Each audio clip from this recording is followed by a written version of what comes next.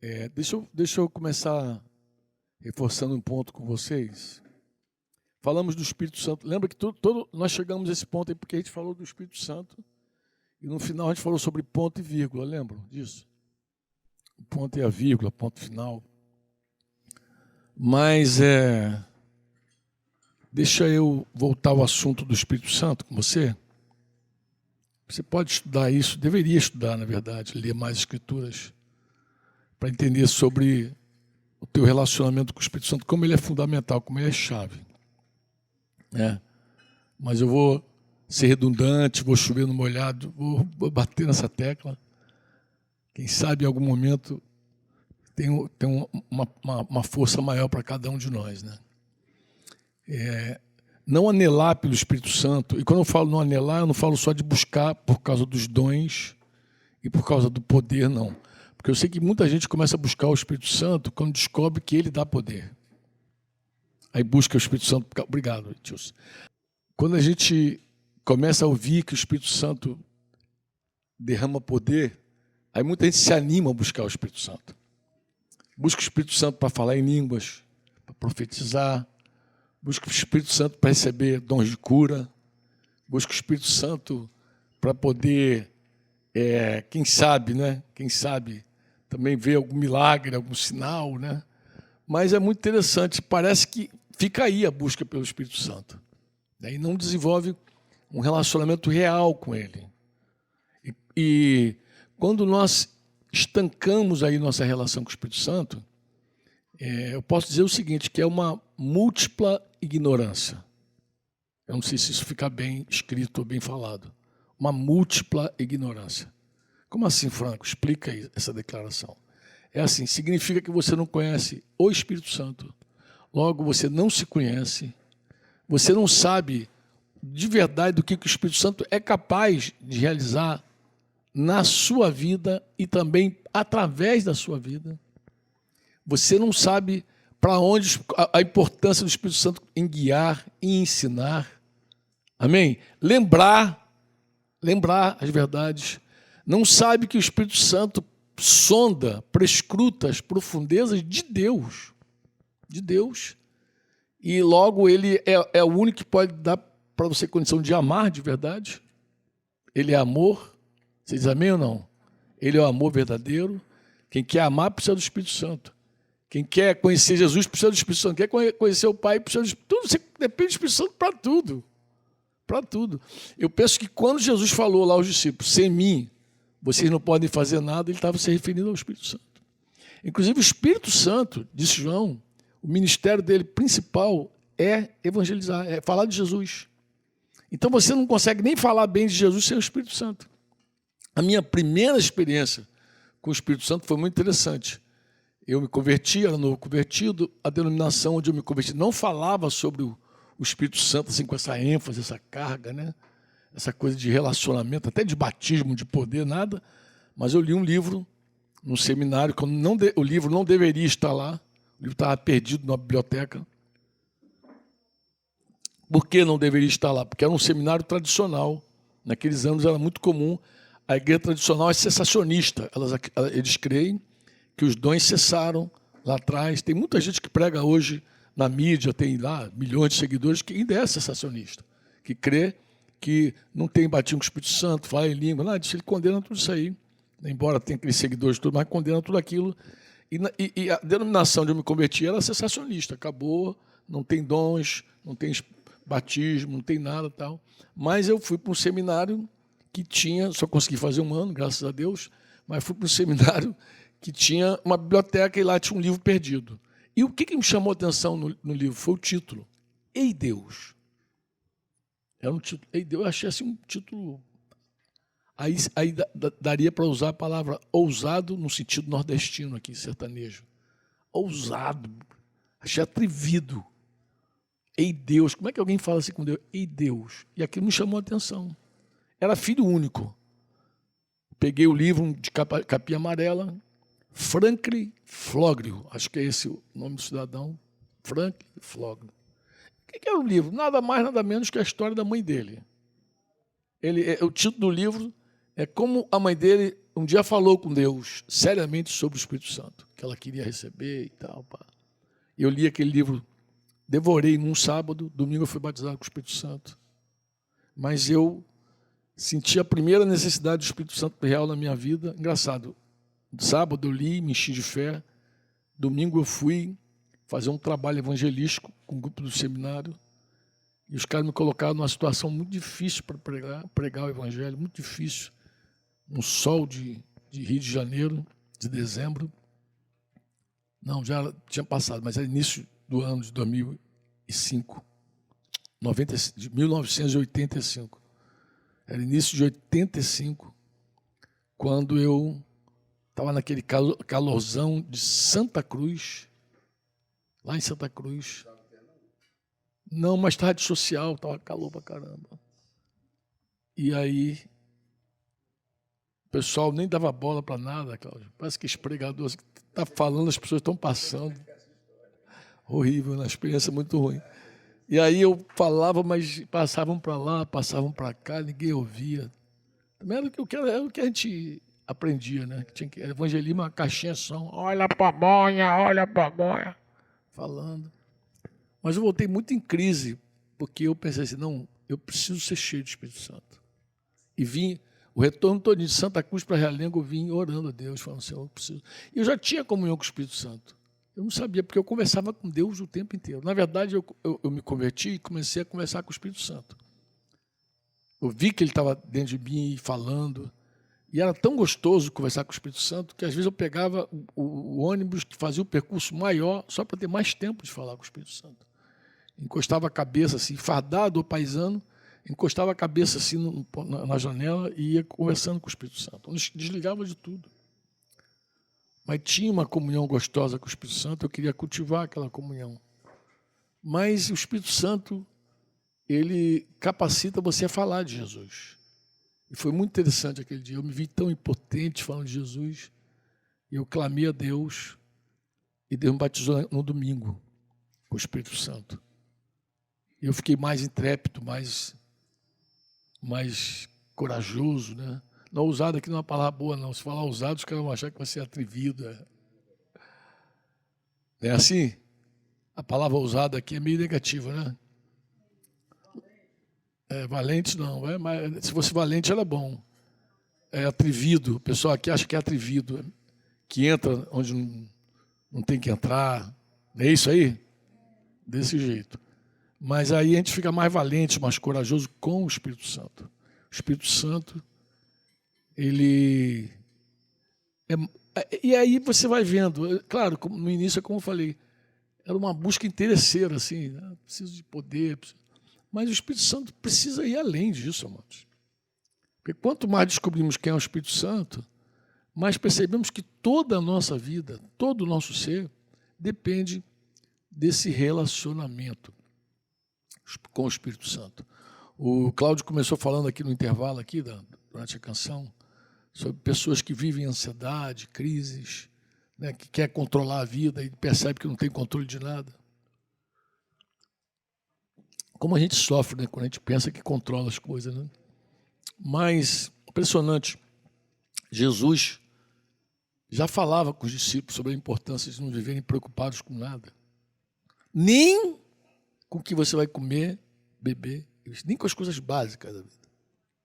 Alguém poderia dizer assim, não, mas o básico eu tenho que me preocupar. Não, nem com isso. Jesus não dava espaço para os discípulos ficarem ansiosos com coisa alguma. Jesus reprovou Marta quando essa convidou ele para sua casa. Marta que convidou Jesus para sua casa. Eram 3 irmãos, Marta, Maria e Lázaro. Marta convida Jesus e quem desfruta de Jesus é Maria. Você imagina, Jesus, ele está ali presente na casa. É muito provável que alguém diga assim, não, se Jesus estivesse na minha casa, eu ia ser igual a Maria. Não, mas a prova cabal de que estamos equivocados é que Jesus está na nossa casa. Ele está na casa dele, na verdade. Ele está no templo do Espírito Santo. E muitas vezes a gente trata Jesus exatamente como Marta, pior que Marta. E Jesus começa uma conversa com a Marta, porque ela fala, Senhor, ela quase está dando ordem a Jesus. Manda ela me ajudar aí, pô. Não se toca, não, para cooperar comigo. Eu, quando olho essa história de Marta e Maria, foi assim que Deus começou a me falar, quando eu estava nessa crise que o Cláudio citou aí, de perder o controle de tudo. E Deus me falou muito em Marta e Maria. Deus me falou muito. Porque como Deus me falou, foi exatamente assim, de que eu, com certeza, lendo aquele texto, eu defenderia que eu ficaria como Marta aos pés de Jesus. Mas, como Maria aos pés de Jesus. Mas, na verdade, eu vivia como Marta. E Jesus falou assim, por que você se inquieta com tantas coisas? Ela achava que ela precisava resolver as coisas. Ia para um lado, ia para outro, ia para um lado, para outro. E Maria, imagina Maria, tranquilinha, aos pés de Jesus, que já era uma honra espetacular. Primeiro porque os rabis não ensinavam mulheres. Não ensinavam mulheres. Eu li um documento de um dos mestres famosos do primeiro século, que disse que era melhor rasgar a Torá do que ensinar a mulher. E Jesus, uma das quebradeiras de Jesus é com relação à mulher. Ele começa a se relacionar e ter palavra, ensino com mulheres. Ele abriu. Imagina o privilégio para Marta estar ouvindo o Senhor ali, cheio do Espírito Santo, falando das coisas do reino de Deus. Eu não queria ir para canto nenhum, meu. Não queria ir para canto nenhum. Só queria ouvir Jesus e as direções dele e tudo mais. Eu te pergunto, se Jesus falasse assim, Maria, vai ajudar Marta, você acha que ela não iria? Você acha que ela diria, não vou? Ela teria clareza que seria a hora de ajudar Marta. Mas Jesus não falou com Maria, arguiu Marta da sua inquietação, falou que ela era uma mulher inquieta, preocupada, cheia de coisa no coração, na mente, e que Maria escolheu a boa parte. Escolheu e não seria tirado dela aquela boa parte. Então, alguém pode alegar que a ansiedade hoje é como é por causa do século que nós vivemos. Mas a ansiedade sempre esteve presente no mundo. Paulo escreve aos Filipenses, não ande ansioso por nada, por coisa alguma. Tudo que você precisar, fale com teu pai, em nome de Jesus, conversa com ele, suplica, fala, ora e agradeça. Com ações de graça que ele fala. Agradeça. E a paz, que excede todo entendimento, ela vai guardar a tua mente e o teu coração, que é justamente como as pessoas ansiosas e doentes hoje vivem.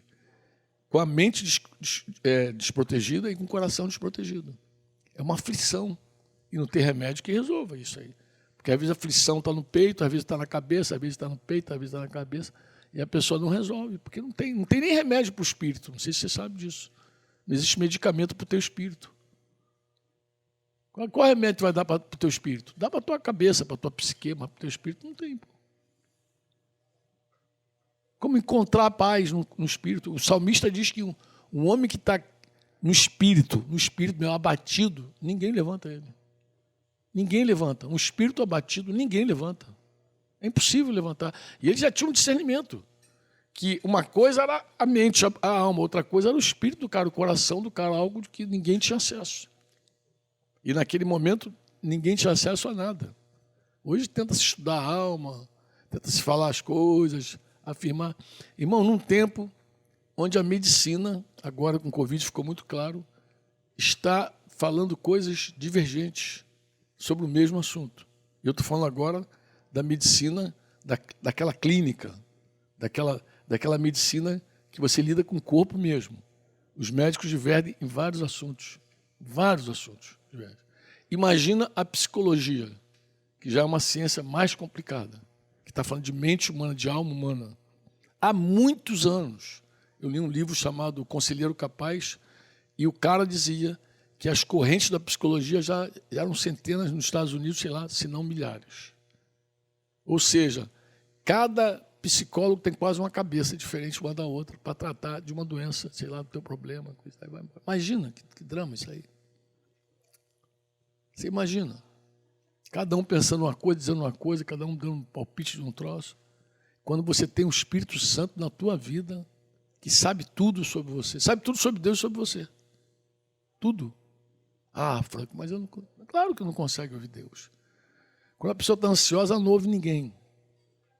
Quando a pessoa está ansiosa, ela quer dar soluções. Quer dar soluções. Pedro também vai dizer para os líderes da igreja, lançando sobre Deus, 1 Pedro 5, toda a vossa, a de vocês, ansiedade. Por quê? Porque Ele tem cuidado de nós. É Pedro que está falando, mano. Foi o cara que andou sobre as águas, que ouviu o som dos ventos, que tirou os olhos de Jesus, afundou. Você acha que esse cara não sabia? Foi o homem que negou Jesus 3 vezes, depois de ter teimado com Jesus que não faria aquilo. Foi o homem repreendido por Jesus quando ele quis impedir Jesus de ir para a cruz. Pedra de tropeço. Mas foi também um homem que teve revelação de Jesus. Tu és o Cristo, o Filho do Deus vivo. Será que esse cara não entendia? Será que ele não sabia o que estava falando? Olha, irmãos, conhecer o Espírito Santo, se relacionar com ele intimamente, é a cura para todos os nossos males. Eu estou te falando de boa. De boa. Mesmo, como eu falei ontem, mesmo que a gente tenha que conviver com um espinho na carne, ainda assim é a cura para todos os nossos males. Porque a gente vai aceitar aquele espinho como algo do Senhor nos quebrantando para a gente não ficar orgulhoso. Que maravilha, né? Que aflição alguém pode ter quando sabe por que Deus permite as coisas na nossa vida. Que aflição a gente vai ter? Que aflição a gente pode ter quando a gente conhece os rumos, os caminhos do Senhor, quando a gente confia no filtro do nosso Pai. Quando a gente crê de verdade que até os fios do nosso cabelo estão contados. Jesus falou isso para os discípulos? Falou não? Alguém conta cabelo aqui quando cai? Olha, nem eu que tenho menos do que vocês conto. Não, de verdade. Não, eu fico pensando, falei, gente, nunca foi importante contar cabelo, porque se fosse, haveria hoje um scanner de cabelo. Não, se fosse importante, os caras tinham inventado. Passa-se um pente scanner. Tanto. Tenho tantos fios de cabelo. Tu vê que ninguém se preocupa em cortar cabelo. Se preocupa em colocar quando está caindo, mas contar? Contar não. Você imagina? Jesus fala assim, olha, o pai de vocês conta até o fiapo de cabelo de vocês. E vocês estão preocupados com o quê? Ele falou, os pardais comem todo dia. Eles comem todo dia. As garcinhas, estão comendo nossos peixes, que é sem vergonha. Pescando no nosso lago. Mas eles comem todo dia. Eu estava falando com Denise, foi Denise. Denise falou assim, como essa garça veio parar aqui? Eu falei, filha, é Deus. Eu li também, falando de garça, de um camarada que virou filme essa história. Essa história virou filme. Que o camarada caiu com o avião, ficou à deriva, uma vida quebrantada, né? O avião dele foi abatido na Segunda Guerra Mundial, ele ficou num bote salva-vidas, e quando está no último apelo lá de folha de vida, era um cara duro, mas ele falou com Deus. Falou, Senhor, se tu me salvar dessa, eu vou te servir para sempre. Aí pousou um pássaro desse do mar no bote. E não reagiu, ele pegou, matou, bebeu sangue, depois fez isca, começou a pescar, e foram os dias que ele precisava. Esse cara bateu o recorde no mar. Foram os dias que ele precisava até ser resgatado. Mas acho que o Max Lucado menciona esse cara também quando ele vai nos mares, nas praias, nos portos onde tem esses pássaros. E toda vez que ele vê essas garças posando, ele lembra do Senhor, ele dá graças a Deus. E quando a gente está muito antenado com o Espírito Santo, em comunhão mesmo com ele, a gente vê o Senhor na criação, não vê? Vê ou não vê? A gente começou isso aqui, né? Mas você olha os pardais e fica maravilhado de ver os pardais. Porque Jesus falou que os pardais se alimentam e o Pai cuida dos pardais. Alguém tem ideia de quantas toneladas de comida só os pardais precisam por dia? Só os pardais. Um cara já pensou, já fez essa conta aí. Tem um cidadão que ousadamente começou a fazer as contas para saber quanto de comida diária precisava os pardais para alimentar os pardais do mundo. Eu não me recordo, mas eram algumas toneladas de alimento, E que, sem querer, nós alimentamos os pardais, sem dar conta quem está alimentando. É um farelinho que joga fora, um arrozinho que joga no chão, sem querer. A gente vai dando comida para eles assim. E Jesus falou que quem alimenta aqueles bichinhos sem vergonha é Ele. Eu não sei você, mas Deus já usou os pardais para falar comigo algumas vezes. Uma vez foi lá em Cataguases, Cláudio. Lembra que a gente ficou num hotelzinho uma vez de madeira? Logo que a gente ia nos inícios. E nós entramos para tomar café e o refeitório estava tomado de pardais. Eu precisava ver aqueles pardais, sabe? Eu estava vivendo um momento de querer ficar ansioso, de querer tomar controle, de querer resolver as coisas no meu braço. E quando eu entrei, que eu vi aquela invasão de pardais comendo os farelinhos lá do café lá. E eles não pedem licença para entrar, não. Os bichinhos são sem vergonha. Eles vão lá e comem. Eu vi e o Espírito Santo falou comigo. Não se esqueça do Mestre. Eu cuido de tudo. Eu alimento todos os pardais. E outra vez foi em Israel. Passando assim, saí de Tel Aviv. Quando a gente está indo em direção ao Mar Morto, a gente precisou dar uma parada para comer alguma coisa. Que eu desço, meu irmão, aqueles pardais, fazendo aquela bagunça. Você já viu pardal brincando na areia que parece que está na água? Parece que é água, mas eles ficam... E aquele barulho que ninguém gosta, né? Que acha que não é um canto bonito. Rapaz, quando eu vi aquilo, os pardaizinhos embolados ali, me lembrei de Jesus de novo falando. Como dizendo, sou eu que te trouxe até aqui, eu que cuido de você, eu que faço as coisas na tua vida. E de verdade, ali já num outro momento, eu fui parar lá também sem plano nenhum, não fiz plano para ir. Eu estava no Chile em 2013. Uma irmã me ligou e perguntou, o que você vai estar fazendo em março, sei lá, que mês foi, abril, sei lá, de 2014. Eu estava fechando a agenda com os irmãos exatamente ali, naquela hora, fechando a agenda de voltar ao Chile em 2014. Naquela hora. Quando eu estou ali vendo a agenda, eu falei, provavelmente vou estar aqui no Chile de novo. Por quê? Eu queria dar um presente para a Denise. E eu sei que ela ia gostar muito. Mas eu sei também que ela não iria sem você. Tu vê que eu fui na aba mesmo da Denise, né? Não foi um convite para mim. Eu queria muito levar a Denise para uma missão, uma jornada, mas eu sei que ela ia amar muito, mas eu sei que ela não vai sem você. E aí foi desse jeito. Desse jeito que eu fui parar lá, entendeu? Eu fui na aba, literalmente. Mas eu precisava ouvir o Senhor dizer, fui eu que trouxe você para cá. Eu que cuido de você.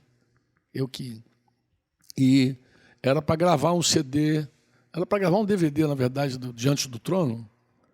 E eu lembro que dos últimos dias, que foi a gravação mesmo das canções principais, tal, eu estava lá com Denise e Deus, então... A Ana Paula nem precisava pegar aquela canção e colocar no DVD, era um DVD totalmente novo, mas ela cantou uma canção que estava inspirada no Salmo 91, A Sombra do Altíssimo. Que até o pessoal me zoa até hoje, que é a única vez que eu apareço nesses vídeos todos chorando. Não era lago, não, mas eu chorei bastante. E aí esse dia foi muito especial, Porque essa música me acompanhou durante um tempo difícil da vida. Justamente esse tempo que o Cláudio tinha mencionado. 2002, eu acordava com aquela certeza que ia morrer, todo dia morrer, mas uma das canções que eu ministrava continuamente era essa canção, A Sombra do Altíssimo. Você se lembra dessa canção?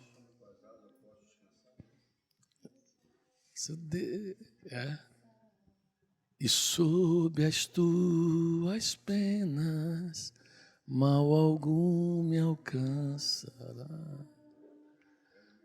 Tu és minha morada, ó Altíssimo. Livra-me, Senhor, pois a ti me apeguei. Se você quiser, deve ter um vídeo no YouTube dela ministrando essa canção. Porque quando é assim, para fazer meme, o pessoal me acha, entendeu? O pessoal acha. E começaram a me dizer, cara, eu vi você chorando lá em Israel. Lá. Eu falei, cara, mas tem certeza que era eu mesmo? Até brinquei, né? Mas era...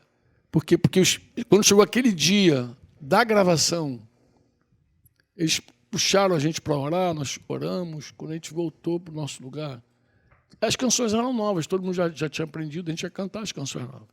Aí quando chegou esse momento dessa canção, amados, foi a hora que o Espírito Santo falou assim comigo, assim, eu te trouxe aqui para isso. Você vê, naquele tempo, lá em 2002, você achou que tinha acabado tudo. Agora, 2014, 12 anos já se passaram, e você está aqui. E aqui, Israel, aqui. Nunca planejou, nunca quis vir, mas eu tinha um desejo de conhecer. Eu queria conhecer Israel. Eu tenho outro desejo de conhecer um lugar, não vou falar não, para ninguém me dar passagem de presente. Mas eu tinha um desejo. A Denise não fazia muita questão, eu falei, mas Israel eu gostaria de conhecer. Se Deus me der essa oportunidade antes de morrer, e foi assim mesmo. Mas aí o Senhor falou, eu te trouxe aqui, para essa hora. Eu estava ali, naquela hora, pelo Espírito do Senhor. Amém? Ele nos guarda, nos protege, nos sustenta. E que quando Ele falar para você que não acabou, não acabou. Amém? Vai lá, pode olhar para frente. Aí canta igual Asaf. Há muito mais, com Deus há muito mais. Há muito mais para viver, há muito mais.